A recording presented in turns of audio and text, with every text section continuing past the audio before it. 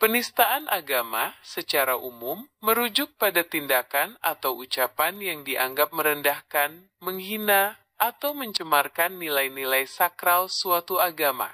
Di Indonesia, isu penistaan agama merupakan topik yang sensitif dan diatur dalam hukum pidana.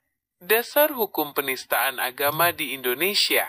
Pengaturan mengenai penistaan agama di Indonesia terutama didasarkan pada 1. Pasal 156 Kitab Undang-Undang Hukum Pidana (KUHP).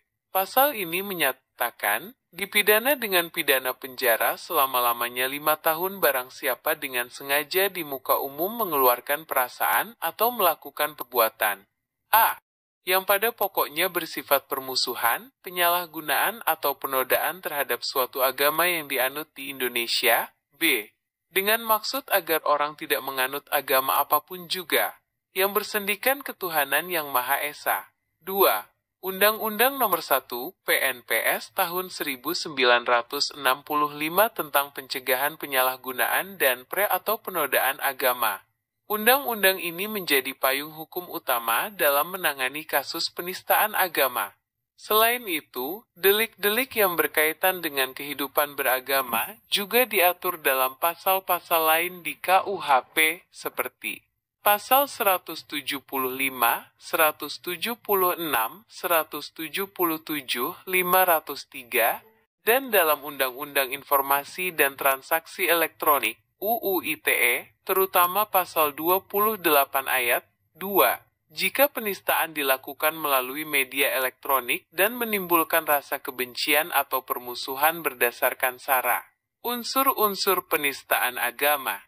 Berdasarkan pasal 156A KUHP, unsur-unsur penistaan agama adalah barang siapa menunjukkan pelaku perbuatan dengan sengaja, adanya niat atau kesadaran dari pelaku untuk melakukan perbuatan tersebut di muka umum.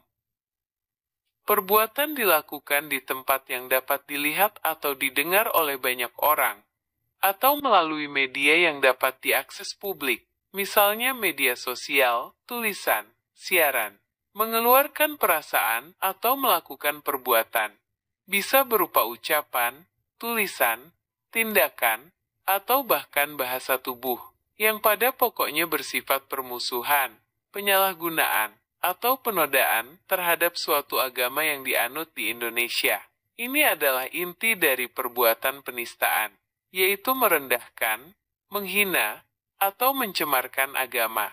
Bentuk-bentuk penistaan agama.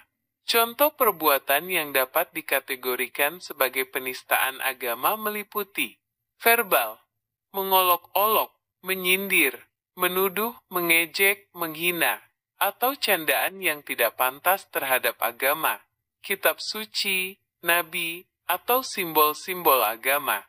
Nonverbal, membakar kitab suci, memasukkan kitab suci ke tempat yang tidak layak, melakukan tindakan yang mencela atau mencemooh ajaran atau simbol agama, penyebaran ajaran sesat, membuat, mengikuti, meyakini, dan mengamalkan ajaran yang menyimpang dari tuntunan agama yang sah, yang dapat menimbulkan permusuhan atau penodaan terhadap agama lain.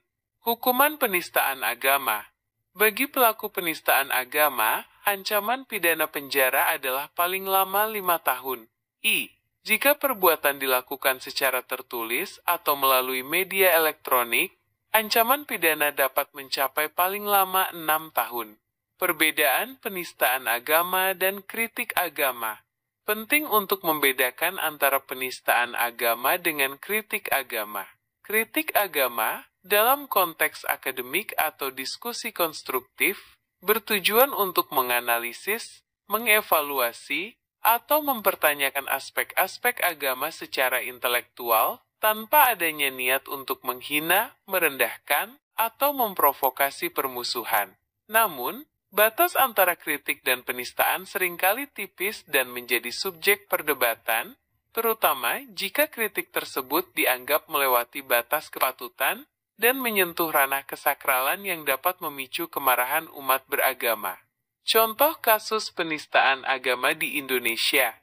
Beberapa kasus penistaan agama yang pernah terjadi di Indonesia antara lain. Kasus Basuki Cahayapurnama, Ahok, 2016, terkait pidatonya di Kepulauan Seribu yang menyinggung ayat Al-Ma'idah. Kasus Lia Eden, 2006, terkait ajarannya yang dianggap menyimpang dari ajaran Islam dan mengklaim sebagai utusan Tuhan. Kasus Arswendo Atmowiloto, 1990, terkait survei 50 tokoh yang dikagumi pembaca di tabloid Monitor yang menempatkan Nabi Muhammad di peringkat di bawahnya. Kasus Sukmawati Soekarno Putri, 2019, terkait puisinya yang dianggap membandingkan ayahnya dengan Nabi Muhammad. Kasus Galih Los, 2024, terkait konten TikTok yang diduga mengandung unsur penodaan agama. Penistaan agama adalah isu serius di Indonesia yang berpotensi mengganggu kerukunan antarumat beragama. Oleh karena itu, hukum pidana diterapkan untuk menjaga ketertiban dan harmoni sosial.